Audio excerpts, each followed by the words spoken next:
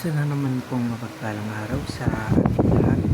At ako din si Gabriel Santiago from Batch 3 at nais ko ibahagi sa inyo ang aking daily devotion for today, na ang ating topic naman po ngayon for October 31 na may pamagat na alam mo na ba ang bagong status.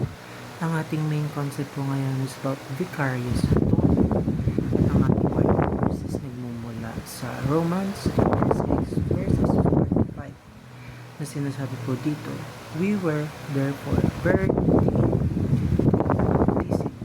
into death in order that just as Christ was raised from the dead through the glory of the Father, we too may live a new life. For if we have been united with Him in a death like His, He will certainly also be united with Him in a resurrection like His." So, ang topic natin ngayon sa vicarious atonement, isa pong malalim pero napakagandang katotohanan. Katotohanan sa ginawa ni Jesus para sa atin. Ang ibig sabihin ng vicarious atonement ay si Jesus ang pumalit sa atin, sa atin na tayo ang maparusahan dahil sa ating kasalanan. Sa kanyang buhay at sakripisyal na kamatayan sa krus, tinanggap niya ang kaparusahan na tayo sana ang dapat tumanggap. And Christ lived a vicarious life. Ibig sabihin nito, si Jesus ay nabuhay ng ganap para sa atin. Lahat ng kabutihan at kapulihan na hindi natin kayang maabot, kung isipin mo bawat utos ng Diyos na hindi natin kayang sundin, sinunod niya ng walang pagkukulang.